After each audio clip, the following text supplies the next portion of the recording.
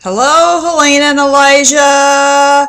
This is Aunt Elisa coming to you on election night 2012. I'm reporting live from New York City. Do you believe it? Well, it's just me. I'm not really in New York City, but I wanted to do something special since tonight is the night of the presidential election and a lot of other elections. When I came to you last time, it was a special Halloween edition. And tonight is the special election edition of Make Room for Elisa. If you remember when we left off on the Halloween edition, Elisa had just found out that her mother was having a baby and that they were moving to a larger apartment upstairs, and that her grandmother was going to come stay for an extended visit to help with the new baby. So let's see what else we can find out before we find out who our next president of the United States will be. Before Elisa and her family could move into their new apartment, the Mitchells had to move out. Mr. and Mrs. Mitchell were planning to move at the end of July. Elisa went upstairs with her mother to discuss a few details of the move. Mrs. Michaels wanted to measure the windows so she could begin making some curtains. While the adults talked about boring things like windows, Elisa walked around the apartment.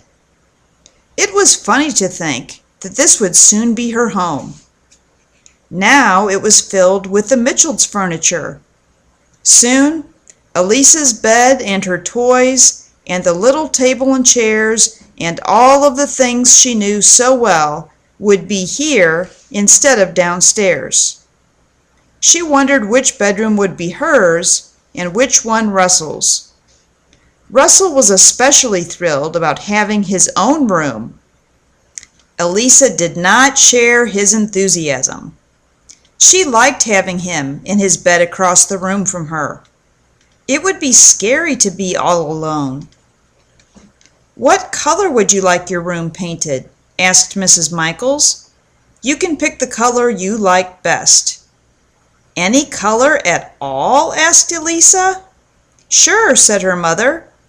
"And Russell can pick the color he likes." There were going to be a lot of new things happening when the family moved into apartment 4H. Russell was going to get a real desk all his own for doing his homework. There would be space now for a piano, too.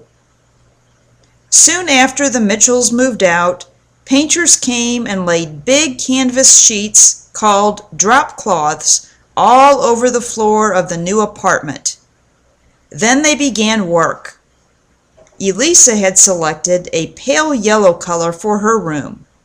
"It's just like sunshine," said Mrs. Michaels when the painters had completed their work. Elisa felt proud of her choice. Picking her own color for her own room had been a very grown-up thing to do. After the painters were gone, the children were able to walk around and around in their new apartment. None of their furniture was here yet, and their footsteps and voices echoed throughout the rooms. Elisa sat on the floor in her empty room and tried to imagine what it would be like when her bed was there. She wondered if airmail would like this room as much as the old one downstairs on the second floor. Elisa left her room and went looking for Russell. "This is where I'm going to put my new desk," he said, pointing to one wall of his new bedroom. "But from now on, you can't just walk in here. You have to knock on my door first," he told his sister. "I don't care," said Elisa. She ran down the hallway of the new apartment, and Russell began chasing her through the empty rooms. "Yahoo!" Russell called as he ran. "Yahoo!" Elisa copied him even before he could hear the natural echo of his voice. Russell reached out to grab his sister. Elisa squealed with pleasure. She loved playing with Russell. She ran through the living room and back into the hallway between their bedrooms and the room for the new baby. Russell was about to catch her when she ran into the bathroom. She closed the door behind her really hard with a loud bang. "You can't catch me," she shouted through the door to Russell. "Yes, I can," Russell responded, and he grabbed hard on the doorknob. Suddenly, the doorknob came off in his hand. The knob on Elisa's side fell onto the tile floor of the bathroom. Elisa picked it up. "You broke it," she called to Russell. "I didn't do it. You did. You broke it." Russell tried to insert his doorknob back into the hole in the bathroom door, but it wouldn't stay. "You better come out," he called to Elisa. Elisa tried to open the door, but she couldn't make her doorknob fit into the hole. She tried pushing on the door, but it wouldn't open. "I can't," she shouted. Russell tried to open the door from the outside.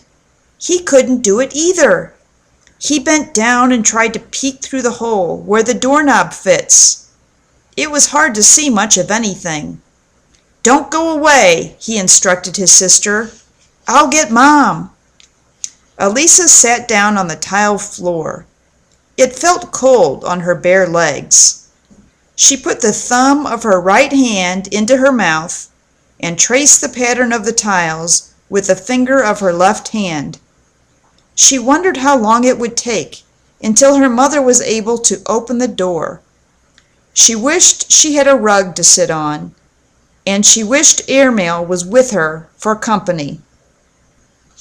Well, that's all we have tonight for this election edition of Make Room for Elisa. Next time we'll have to find out if Elisa gets out of the bathroom. Maybe they'll have to call the fire department or something to get her out. Or maybe they'll get to beat the door down with an axe or something. All I know on this election night is I vote for seeing you guys as soon as possible. And I'm so excited because I do get to see you this weekend at Aunt Elisa's Fall Bash. I love you. Make room for Elisa.